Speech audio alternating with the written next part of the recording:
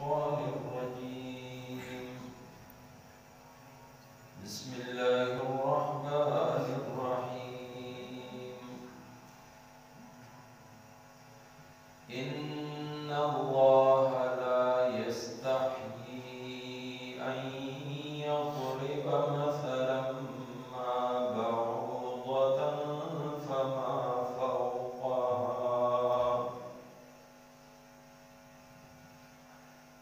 فأما الذين آمنوا فيعلمون أنه الحق من ربهم وأما الذين كفروا فيقولون ماذا أراد الله بهذا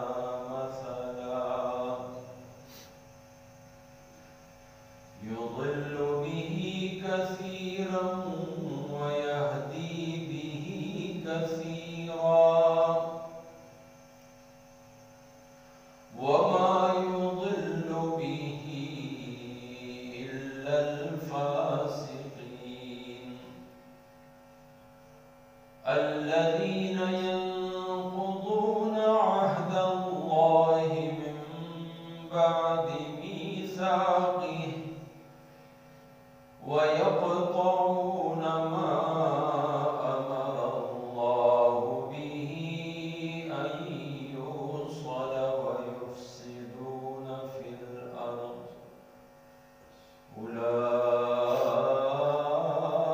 هم الخاسرون. صدق الله العظيم. إن الله बेशका अल्लाह ताला ला यस्तही न शर्मिगी अन यदरिबा कि बयान की मसलन यो मिसाल मा बऊदतन दियोमाशी फमा फौक़हा याद दीन ज़ियाद मामूली फ़अम्मल लदीना पस कम खल्क़ चे आमनू ईमान रावड़े दे फ़यअलमूना अगै ख़ुबूहीगी अन्नहुल हक़्क़ जिदा मिसाल हक दे मिर रब्बिहिम द अगै द रब ल तरफा व अम्मल लदीना औ कम खलक ची कफरू काफिरान दी फयक़ूलूना नो अगै वाई माज़ा अराद अल्लाह स इरादा द अल्लाह ताला बिहादा मसला ददी मिसाल युदिल्लु गुमराह कई बिही पदीसरा कसीरन देरुला वयहदी औ हिदायत कई बिही पदीसरा कसीरन देरुला वमा औ न युदिल्लु बेलारिकई बिही पदीसरा इल्ला मगर अल्फासिकीन फासिकान अल्लदीना यनकुदूना आगा खलक दी चिमातवी आहदल्लाहि वादा खुदाए ताला मिन बादी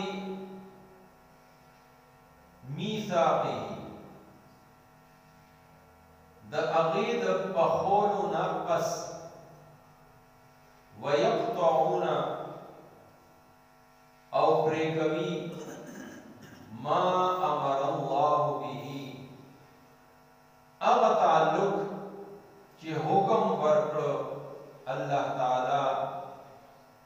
ان یوصلا چې پیوند دکړې شي چې ملاو دکړې شي ويفسدون او فساد خوري فی الارض پزمکه کې اولئک هم هغه خلق دي الخاسرون خسارہ مندون کی دا سورہ بقرہ دا درہم رکو دا دو آیتون دی آیت نمبر 26 اور 27 برانو آیتون سرا دی تعلق اللہ جل جلالہ آغی خلق تاچ دا قرآن کریم انکار کئی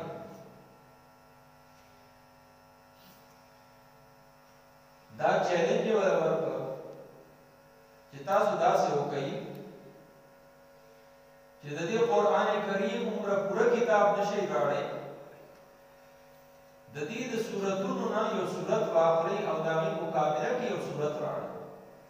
کلوی یو کروڑ کی مختصر ترین سورہ کوثر دے داغی مقابلہ کی یو سورت راڑے نو دا خویو نکڑے شو نو بیائی اعتراضات شو اعتراض ایسا کو وی اللہ رب العزت کو دیر اوچت اور لوی ذات دے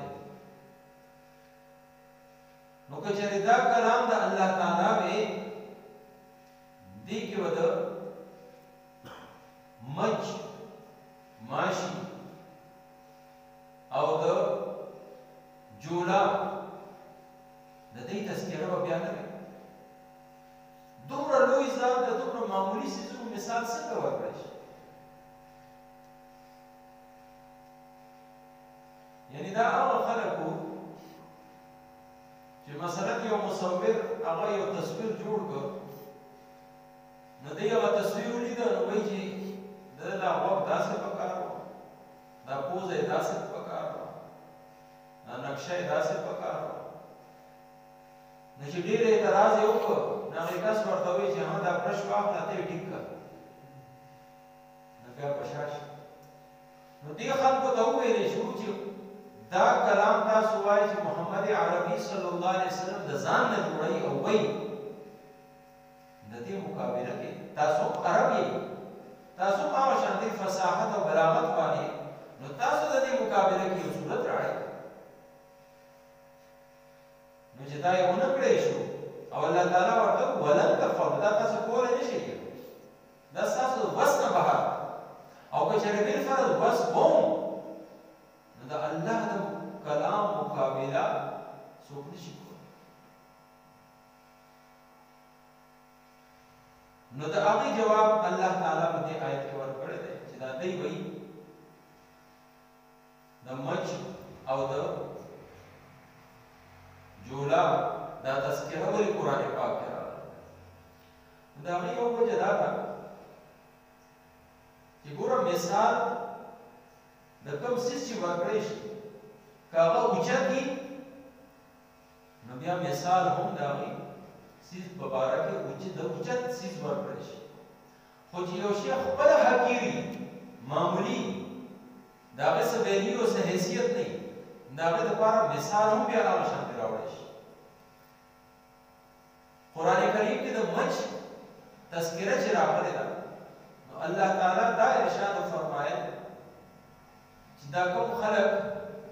دا اللہ نا علاوہ دا کم بوتان معبودان جوڑ کری دی دا معبودان دمرا کمزوری دی چی دا یو مچ نشی پیدا کولے او مچ پیدا کول لر خبرہ دا دی داس کی نوڑائی دا او اقیمان مچ را لکین آستا اغیر آقا معمولی ہوتا کہ ذرہ بچت اکڑا او کوئی تختولا وی دا دا سے معبودان دی چی دی آغی مچنا آغا معمولی ذرہ واپس نشی راوڑے او بل مثال چی کم دا جولا ورکڑے شد مثل الذین اتخذوا من دون اللہ اولیاء کمثل العنکبوت دا چی کم خلق دی چی دا غیر اللہ نا مدد غواڑی دا اللہ نا علاوہ نور معبودان ذات دا جوڑ کردی دی دا دے مثال کوئی دا جولا بشن کردی دا جولا کور وی دنیا کې د هر څیز نه کمزورې کور دی نو دی که یو غټ عمارت جوړ هم که د څه عمارت د کفر او د شرک نو د الله رب العزت د ذات په مقابله کې هغه هیڅوک نه هیڅ معنا نه لري دا داسې دی لکه د جوړا یو کور دی الله تعالی وان اوهن البيوت لبيت العنكبوت ټولو کې کمزورې کور هغه د جوړا نو دا مثالونه په هغه ځایونو کې راغلي دي او بالکل صحیح ځایونه کې ځکه اهل ایمان خبره الله تعالی دغه نقل کړه چې کله مؤمنانو ته دا خبره وکړي شي نو مؤمن وایي بالکل صحیح خبره ده الله تعالی دا مثال بیان کړی دی او بالکل صحیح بیان کړی او چې کافر ته بیان کړی شي نو هغه کې کړي راو بس هغه په اعتراض کوي او د هغه وجه څه ده چې دا نیت خراب د هدایت او د گمراهۍ فیصله د زړه په فیصله د زړه په نیت باندې کی کله انسان په زړه کې د هدایت طلب وي هغه غواړي چې ماته هدایت ملاوي شي هغه الله رب العزت تاسو لارې جوړې کی چې هغه په هدایت راشي خو کچاري هغه تاسو نه غواړي نو بیا هغه باندې د گمراهۍ هغه سټیپ ولګي الله رب العزت د دې جواب دا ورکړ لا یستحی ان یضرب الله تعالی دې مثالونو سره نشربي ولی چې دا ماشه یا مچ دا هم د الله مخلوقات دي الله رب العزت د دې مثال ورکړی دی او مثال خو که عرب دی او که عجم دی مثالونه ورکړی شي موږ هم مثالونه په خپله ژبه کې ورکو څه دپاره یو خبره پویولو دپاره مثال سره خبره ښه په اسانۍ سره د انسان ذهن ته کوزه شي نو الله رب العزت وایي چې د یو ماشي مثال بلکې فما فوقه د دین هم په اخوا دین هم معمولی نو مچ او جولا خو د دینه لوی دي نو د دینه وړوکی مثال هغه په حدیث شریف کې راغلی حدیث شریف کې الله تعالی وایي نبی علیہ الصلوۃ والسلام د الله رب العزت بارک ارشاد فرمایي چې الله جل جلاله په نظر کې د دې دنیا مثال یا د دې دنیا وقت او عزت او حیثیت د ماشي د وزر عمره کوم دی د ماشي د وزر عمره وي نو الله تعالی با کافر لا یو ګټ وبنوي ورکړي خو الله رب العزت په نظر کې د دنیا څه حیثیت نشته ځکه کافرانو باندې ښه دنیا راغلی نو د ماشي نه هم کم مثال سره دی د ماشي وزر نو الله جل جلاله داسې مثالونو سره نه شرمېږي اهل ایمان په داسې مثال او داسې خبره باندې وایي چې دا د الله د طرف نه دي او برحق دي او کافر په دې کې بیا خبرې اترې کوي اعتراضات کوي چې الله تعالی دې سره دې مثال سره څه اراده لري الله تعالی څه منشا ده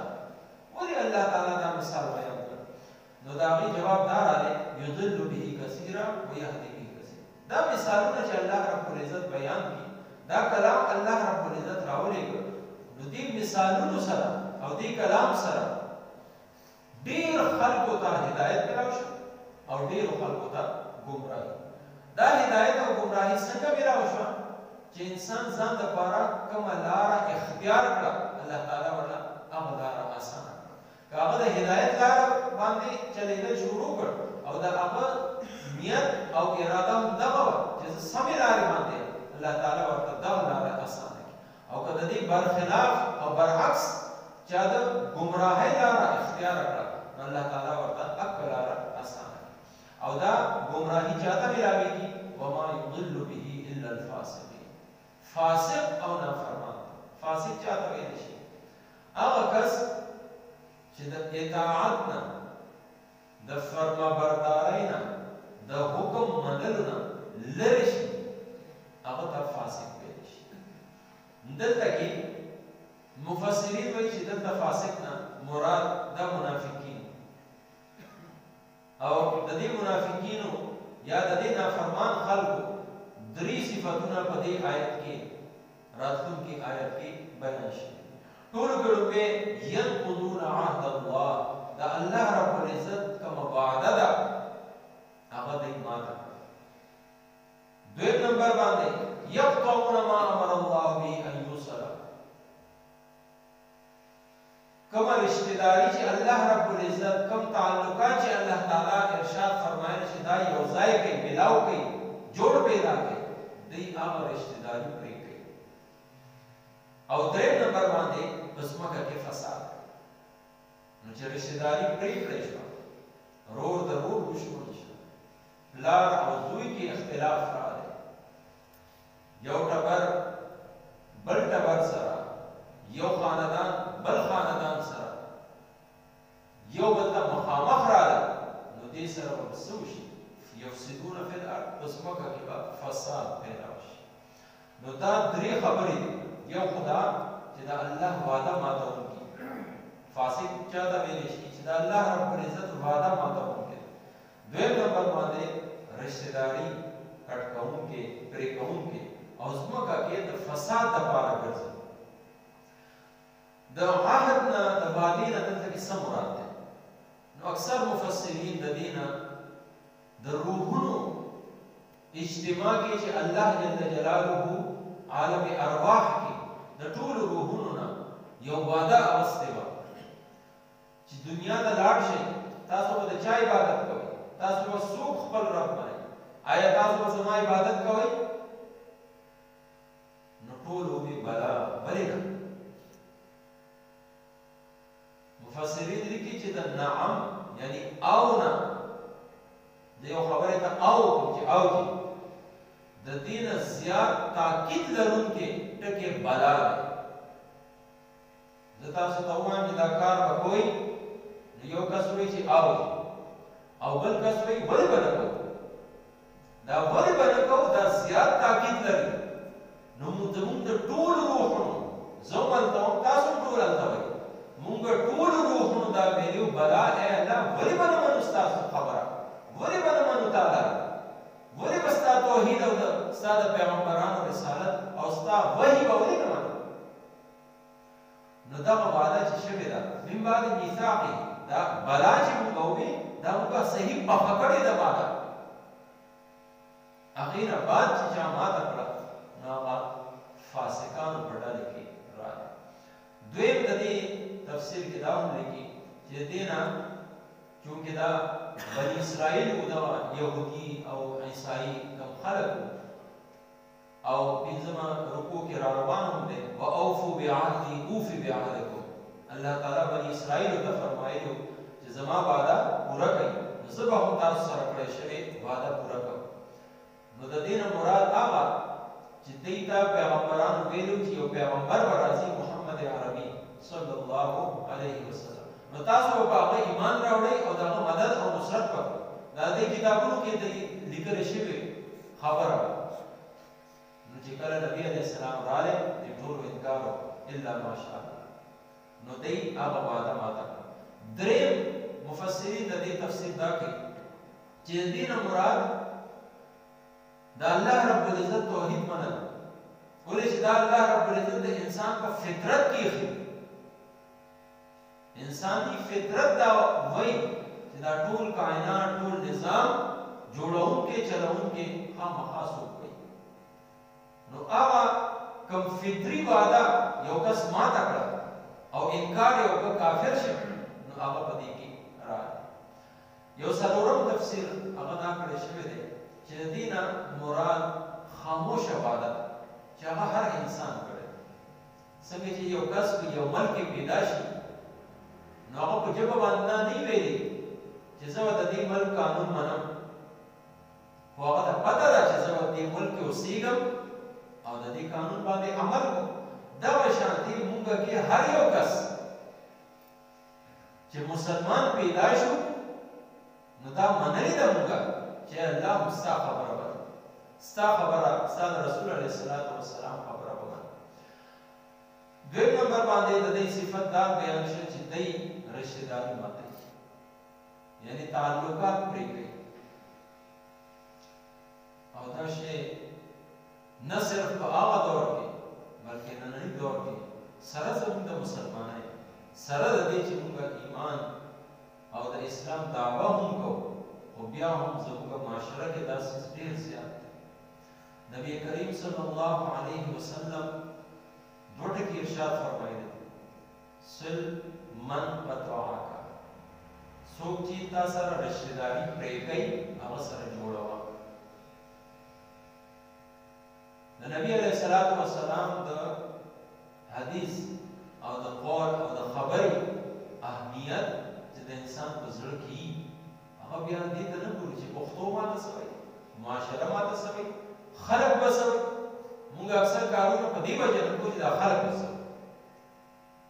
نو خلکو خو نه پیغمبران پرېښودي دي بلکې پیغمبران څه هغه خو الله تعالی هم نه یې پرېښودي الله تعالی به څوک خبرې کوي ځکه دې څیزونو ته موږ نه ګورو بلکې دا به ګورو چې الله تعالی ماته څه